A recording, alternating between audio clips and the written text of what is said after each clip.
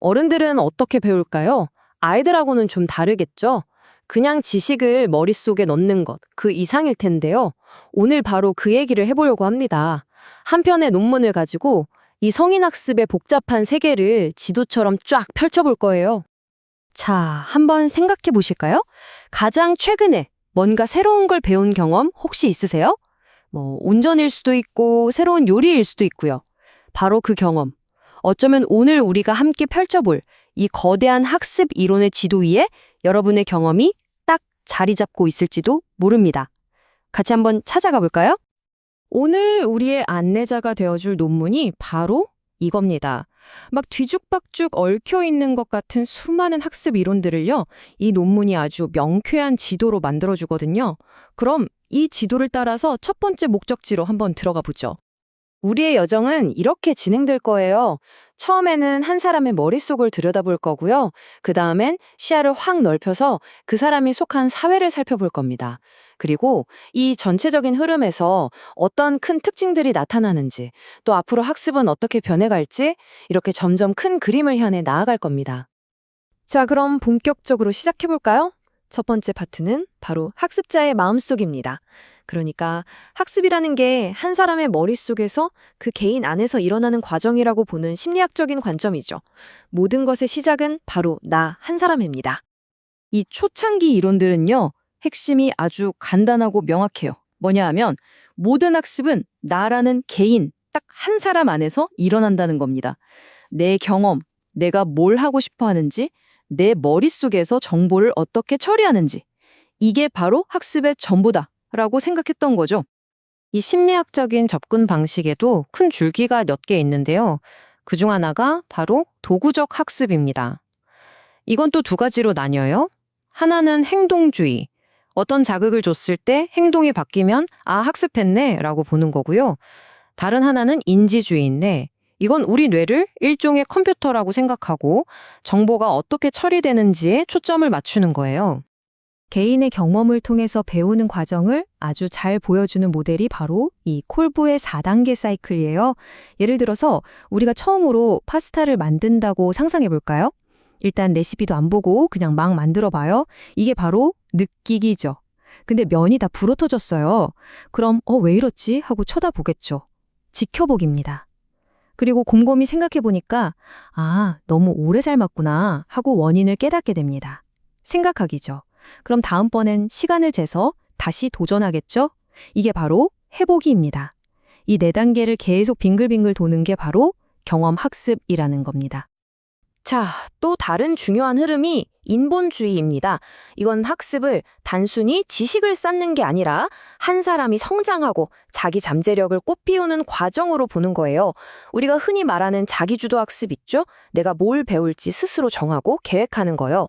그리고 어른의 학습은 아이들과는 근본적으로 다르다고 보는 안드라고지 같은 개념들이 바로 이 인본주의에서 나온 겁니다.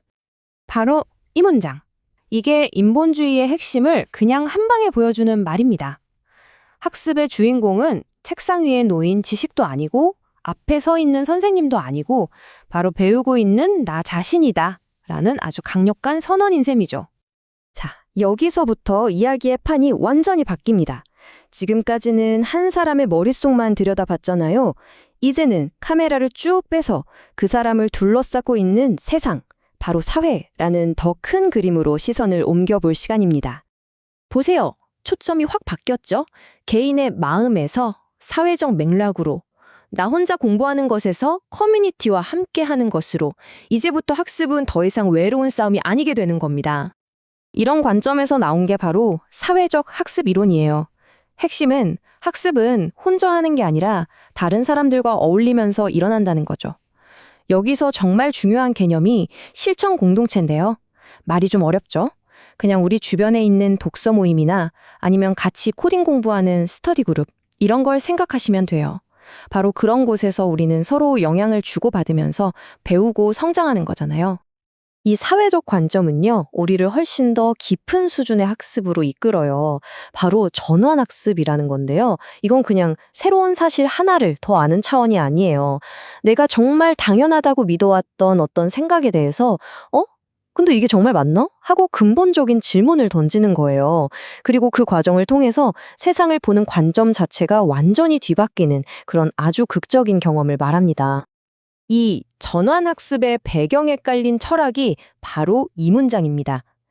지식이라는 게 저기 어딘가에 숨겨져 있는 보물 같은 게 아니라는 거예요. 우리가 그걸 찾아내는 게 아니라 다른 사람들과 소통하고 부딪히면서 함께 만들어가는 거다. 이걸 구성한다고 표현하는 거죠. 이렇게 지식은 만들어지는 것이라고 보는 생각을 구성주의라고 부르는데요. 여기도 재밌게 두 가지 버전이 있어요. 피아제 같은 학자는 개인이 세상을 경험하면서 자기만의 지식을 만든다고 봤고요. 이걸 인지적 구성주의라고 해요. 반면에 비고치키 같은 학자는 다른 사람과 대화하고 협력하면서 다 같이 지식을 만든다고 봤죠. 이걸 사회적 구성주의라고 하고요. 어때요? 또다시 개인과 사회라는 우리 이야기의 큰 두 축이 여기서도 딱 보이죠?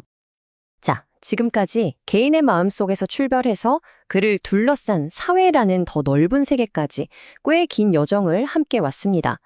그렇다면 오늘 우리의 가이드인 이 논문은 이 거대한 지도를 쭉 훑어보고 나서 과연 어떤 의미 있는 패턴, 어떤 중요한 통찰들을 발견해냈을까요?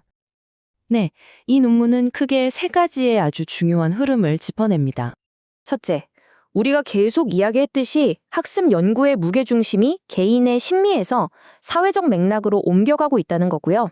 둘째는 좀 흥미로운 지점인데 국내에서 이루어지는 성인 학습 논의가 대부분 해외 학자들의 이론에 기반하고 있다는 현실을 짚어줍니다. 그리고 마지막 세 번째는 이제는 학습자가 수동적으로 지식을 받아들이는 게 아니라 스스로 지식을 구성해 나간다는 관점이 완전히 대세가 되었다는 겁니다. 특히 첫 번째 흐름을 보면요. 예전에는 심리학적인 접근, 그러니까 개인에게 집중하는 연구가 압도적으로 많았어요. 그런데 시간이 흐를수록 사회학적인 관점의 중요성이 점점 더 커지면서 이제는 그 균형이 맞춰져 가고 있는 모습을 볼 수 있습니다. 자, 그럼 이제 마지막 질문입니다. 우리는 앞으로 어디로 가야 할까요? 다행히 이 논문은요, 그냥 현실은 이렇습니다 하고 진단만 내리는 데서 끝나지 않아요. 앞으로 우리가 어떤 질문을 던져야 할지 미래 연구가 나아갈 방향까지 아주 흥미롭게 제시하면서 끝을 맺습니다. 앞으로 우리에게 주어진 숙제는 뭘까요? 첫째, 이제 심리학, 사회학 이렇게 칸을 나누지 말고 철학 같은 다른 학문까지 다 아우르는 더 큰 시각이 필요하다는 거고요. 둘째, 학습자를 그냥 정보를 받아들이는 스펀지 같은 존재로 볼 게 아니라 그 사람만의 가치관과 신념, 윤리관을 가진 하나의 온전한 인격체로 봐야 한다는 겁니다.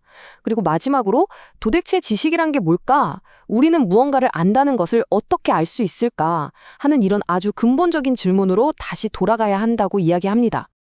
오늘 우리가 함께한 이 긴 여정의 결론은 어쩌면 이 한 문장으로 요약될 수 있을 것 같습니다. 학습을 제대로 이해하려면 학습자라는 점 하나만 쳐다봐서는 안 된다는 것, 그 점을 둘러싼 세상이라는 전체 그림을, 전체 맥락을 함께 봐야 한다는 것이죠. 개인과 사회, 이 둘은 절대로 떼어놓고 생각할 수가 없습니다.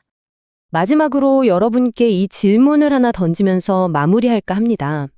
여러분에게 지식이란 무엇인가요? 저 깊은 바닷속에 숨겨진 보물처럼 우리가 발견해야 하는 대상인가요? 아니면 우리 모두가 함께 벽돌을 쌓아 올리며 만들어가는 하나의 세상일까요? 이 질문에 대한 여러분 각자의 답이 바로 여러분만의 학습 이야기를 시작하는 첫 페이지가 될 겁니다.